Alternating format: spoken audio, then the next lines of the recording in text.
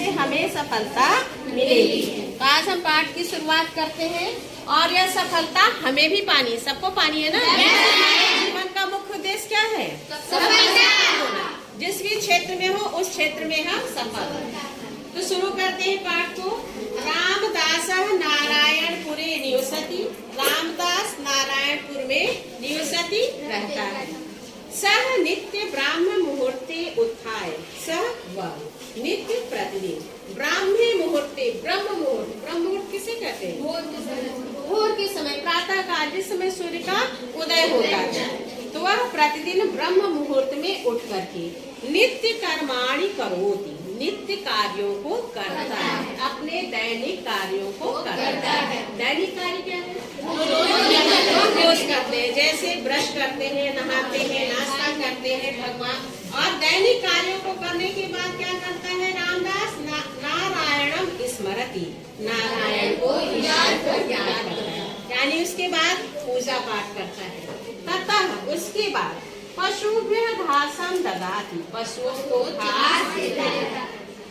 तो सबसे पहले क्या करता है रामदास? कहाँ रहता है? नारायण रहता है। और जब कब उठता है? ब्रह्म मुहूर्त में उठता है, अपने दैनिक कार्यों को करता है, ईश्वर का भजन करता है। उसके बाद वह पशुओं को घास देता है।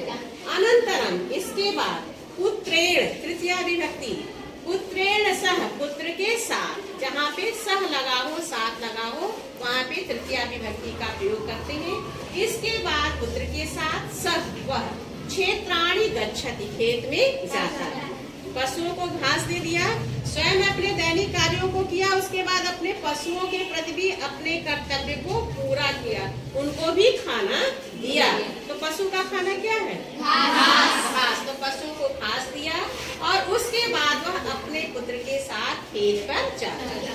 तत्र वहाँ सह कठिनम श्रमम करोति, वह कठिन परिश्रम करता है। खेती कैसी है? कठिन है। क्यों कठिन है?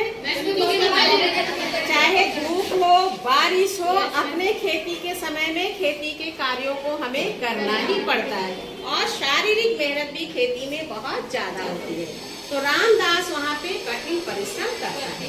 तस्य श्रमेण, उनके परिश्रम से, निरीक्षणेन च मतलब और निरीक्षण से, केवल हम परिश्रम तो कर दिए, देखे नहीं, जैसे हमने पाठ तो पढ़ा दिया और तुमसे पूछा ही नहीं, तुम्हारी कॉपी नहीं देखी, तो क्या हमें पूरा फल मिलेगा? नहीं मिलेगा।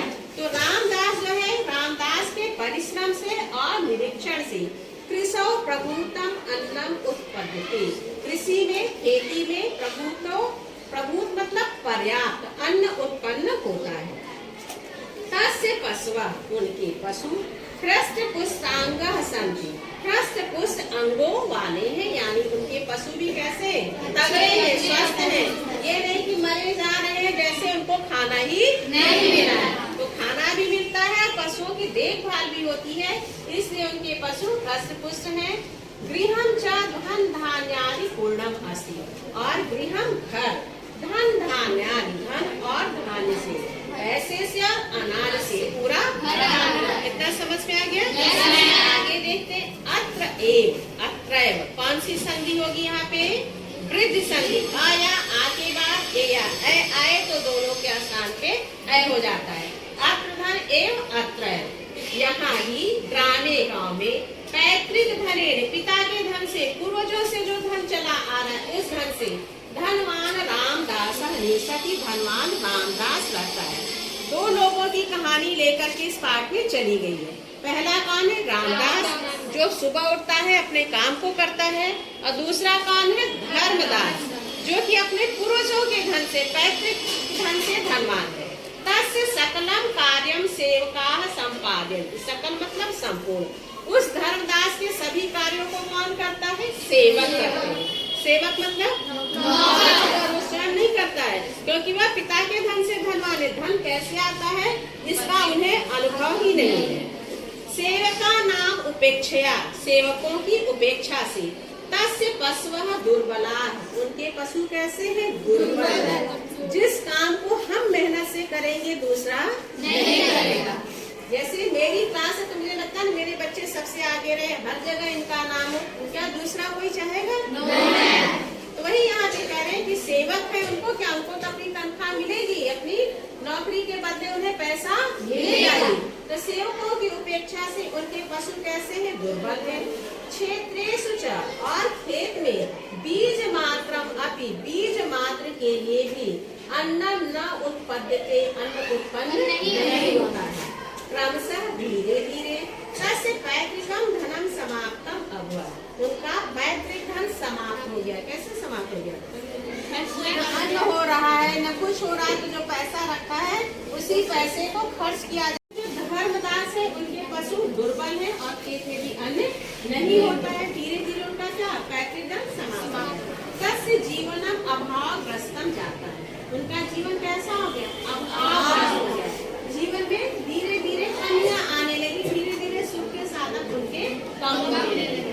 एकदा, एक बार, वनात् प्रत्यागत्य, वन से लौटते हुए, जब कोई चीज किसी चीज से अलग होती है तो वहाँ पे पंचमी विभक्ति का प्रयोग करते हैं। तो वन से लौटते हुए यानी यहाँ वन से अलग हो रहे, इसलिए वन से लौटते हुए रामदास है, रामदास स्वद्वार, अपने द्वार पे उपविष्टम बैठल और दुखी देख करके अवृक्षक पूछा, इसने जो अपने खेत में मेहनत करता है वह रामदास धर्मदास से पूछते हैं। क्या पूछते हैं, मित्र धर्मदास हे मित्र धर्मदास, चिराग दृष्टो असि किम केना भी रोगेण ग्रस्त है, आप जो है दुखी दिखाई दे रहे हैं, क्या किसी रोग से ग्रस्त है। येन एवं दुर्बलम, जिससे इतने दुर्बल हो गए हैं। धर्मदास प्रसन्न वदनम कम ऑर्डर, रामदास के पूछने पे क्या हुआ, धर्मदास थोड़ा खुश हो गया। क्यों खुश हुआ, कि कोई मेरा हालचाल तो पूछता है।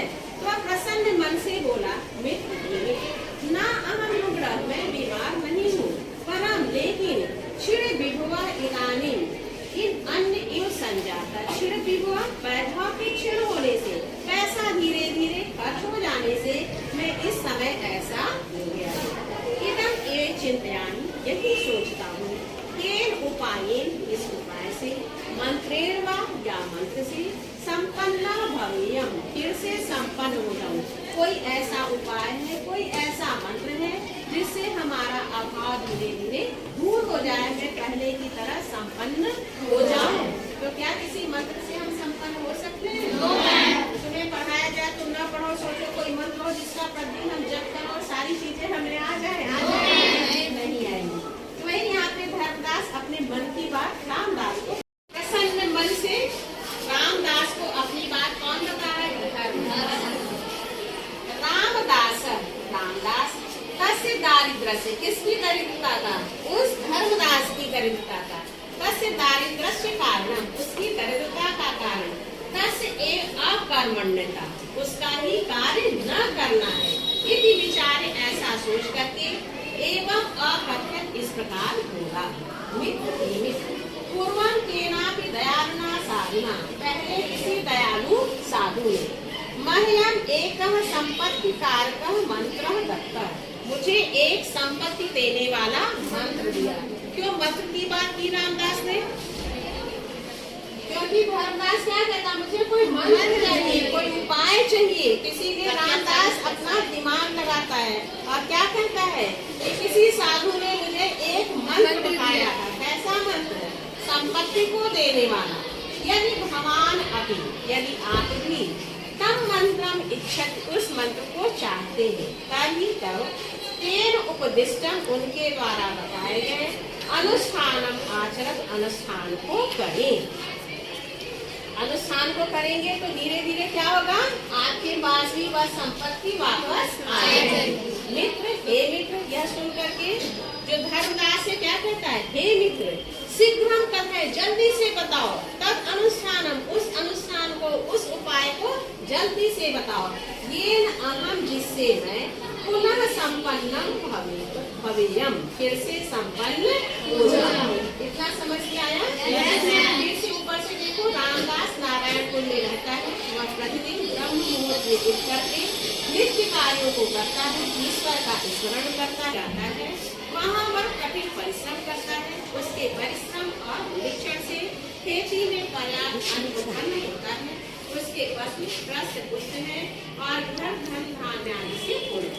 यहाँ ही गांव में पिता के धन से धनवान धर्मदास रहता है। उसके संपूर्ण कार्यों को सेवक करते हैं।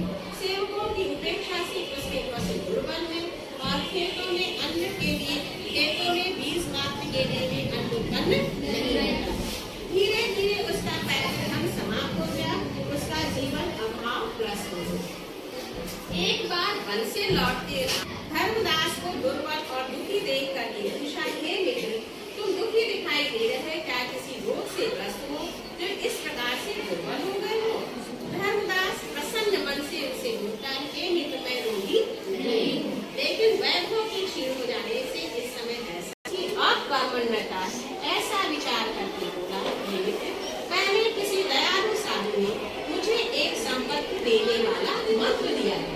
यदि आप भी उस मंत्र को चाहते हैं तब उनके द्वारा बताए गए अनुष्ठान